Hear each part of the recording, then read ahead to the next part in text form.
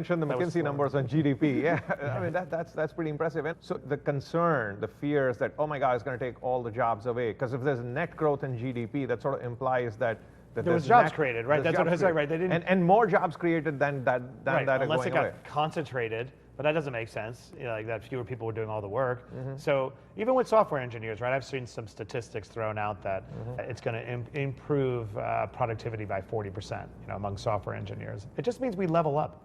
Somebody's got to drive the AI, if the AI was a thing. And it's funny you mentioned software engineers, because I'm sure our audience, which is a lot of engineers, be very curious to think about this as well. Because one of the concerns I get, and I recently made a post on LinkedIn, because everybody would come and talk to me and say, oh, software engineers are not going to have jobs in a few years. And I said, no, that's not happening. In fact, there will be more people, like the definition of what it means to be a software engineer is going to change. It's going to be like anyone, to your point, like it's democratizing technology. Anyone can now write code. All you have to do is just figure out how to use AI. Right. I mean, humans always level up in response to technology, right? We just do higher order levels of thinking, and our tasks become more about presiding.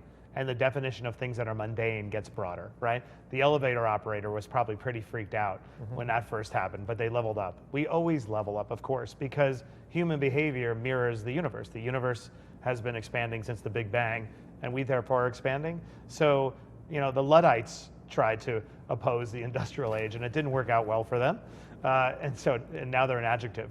So I would say to people, don't become an adjective.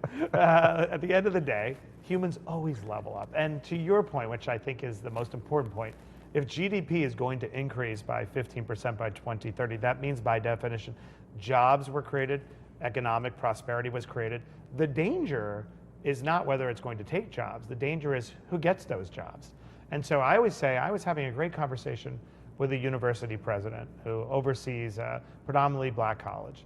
And we were talking, he talks about, what do I do on behalf of my students? And I said, honestly, signal that this is a breathtaking opportunity, become a repository for information, but most importantly, embrace it early, because I think that is the opportunity for people who want to move up the socioeconomic ladder to be first and to be early. And if all the messages that are coming from either the CEOs or from the newspapers and Elon Musk of the world that this is an area where we should be tentative, then I think a lot of people are going to lose an opportunity to be first.